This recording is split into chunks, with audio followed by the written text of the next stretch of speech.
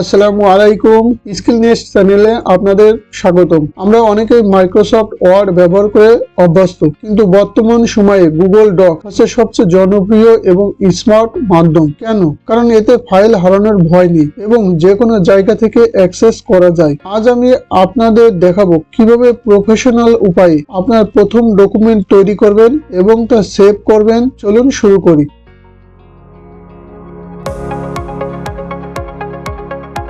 Google docs open করার তিনটা সহজ পদ্ধতি আছে, যেটা আমি আমার একটা ভিডিওতে দেখিয়েছি। আপনারা প্লে লিস্ট থেকে দেখে নিতে পারেন। তো এখানে আমি ছোট্ট করে একটা দেখাই দিচ্ছি। গুগল ডক্স ওপেন করার জন্য যে সহজ উপায়টা হচ্ছে doc.new লিখে ওপেন করা। ব্রাউজারে doc.new লিখলে গুগল ডক্স একটা নতুন গুগল ডক্স পেজ হয়ে যাবে। এটা হচ্ছে একটা সহজ উপায়। আর একটা সহজ উপায় হচ্ছে docs.google.com। এটাও ব্রাউজারে লিখলে একটা নতুন ফাইল তৈরি হয়ে যাবে, গুগল ডক্স এর একটা নতুন ফাইল ওপেন হয়ে যাবে। তো এই দুইটা হচ্ছে উপায় আছে।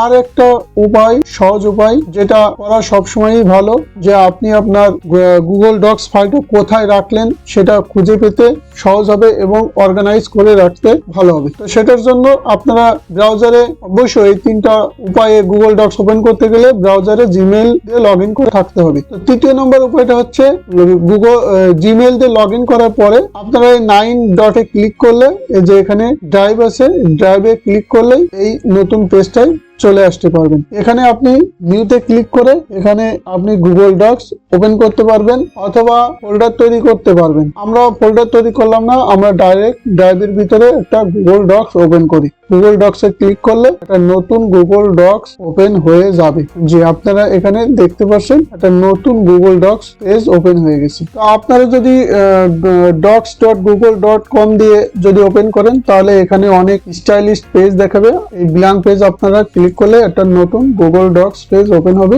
এভাবে আপনারা ওপেন করে নিতে পারেন। তো আমরা এই দুইটা কেটে দিলাম, একটা নিয়ে আমরা কাজ করি। তো এই প্রথম পরে দেখবেন আনটাইটেল ডকুমেন্ট আছে, এটা একটা নাম দিতে হবে, কোনো টাইটেল নাই, যেটা দিয়ে আমরা পরবর্তীতে খুঁজে পেতে পারি এবং আমাদের এই নামেই গুগল ড্রাইভে এই গুগল ডক্সটা সেভ হয়ে থাকবে। তো আমি ধরেন নাম দিলাম my first page, my first project নাম দিলাম। আর এখানে হচ্ছে ওয়ার্ক এক্সপ্রেস, এখানে আপনারা সব লেখালেখি করতে পারবেন। ধরেন এখানে আমি লিখলাম ওয়েলকাম টু স্কিল নেস্ট, এখানে আমাদের সব লেখালেখি করতে হবে। আর আমরা প্রজেক্টের নাম দেব মাই ফার্স্ট প্রজেক্ট বা ফাইলের নাম দেব মাই ফার্স্ট প্রজেক্ট। মনে রাখবেন গুগল ডক্সে আপনাকে বারবার কন্ট্রোল+সেভ চেপে সেভ করতে হয় না, কোনো কিছু সেভ করা লাগবে না। আপনি যা লিখবেন তার সাথে সাথে অটোমেটিক সেভ হয়ে যাবে। ধরুন আমি এখান থেকে এইটু কেটে দিলাম, এই যে উপরে দেখাচ্ছে সেভিং, অটোমেটিক সেভ আসছে, এটা সেভ টু ড্রাইভ, সেভ হয়ে গেল।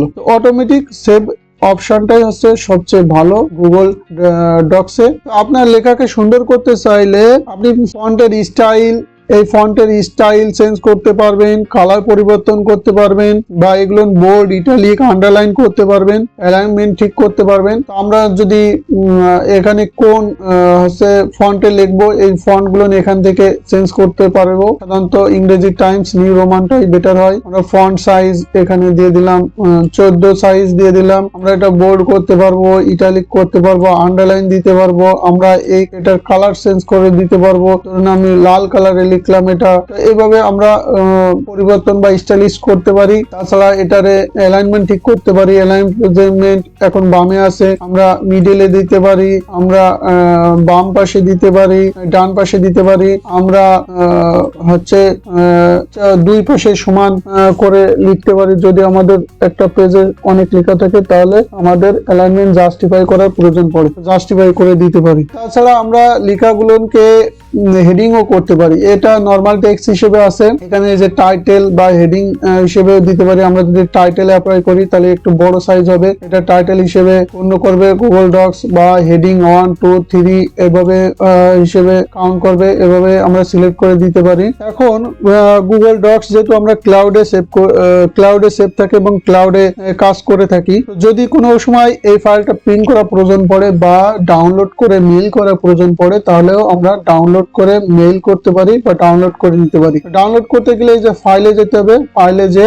এখানে ডাউনলোড অপশন আছে, ডাউনলোড অপশনে মাইক্রোসফট অনেকগুলো অপশন আছে। মাইক্রোসফট ওয়ার্ড স্টাইলে আমরা ডাউনলোড করতে পারি অথবা পিডিএফ এ ডাউনলোড করতে পারি। এটা ধরেন পিডিএফ এ আমি ডাউনলোড দিলাম, তাহলে ডাউনলোডে ক্লিক করলে আমরা ডাউনলোড অপশন দেখাবে কোথায় আমি ডাউনলোড করব। এটা ডাউনলোড করে আমি মেইল করতে পারি। যে ধরুন আমি ডেস্কটপে ডাউনলোড করলাম, এই যে আমার প্রজেক্টের নাম দিয়ে ডেস্কটপে ডাউনলোড করে নিলাম। এখন এটা ডাউনলোড হচ্ছে, এই যে এখানে দেখাচ্ছে ডাউনলোড হয়ে গেছে, এই যে আমার প্রজেক্টটা এখানে পিডিএফ আকারে ডাউনলোড হয়ে গেছে। তো এইভাবে আমরা ডাউনলোড করে নিয়ে আমাদের প্রয়োজনীয় কাজ করতে পারি। ব্যাস, এভাবেই আপনি খুব সহজে আপনার প্রথম গুগল ডক্স ফাইলটি তৈরি ও ম্যানেজ করতে পারেন। আজকের ভিডিওটি ভালো লাগলে লাইক দিন এবং স্কিল নেস্ট চ্যানেলটি সাবস্ক্রাইব করতে ভুলবেন না। পরবর্তী ভিডিওতে আমরা দেখবো গুগল ডক্সে অফলাইনে কিভাবে ব্যবহার করতে হয়। তো সবাই ভালো থাকুন, আল্লাহ হাফিজ।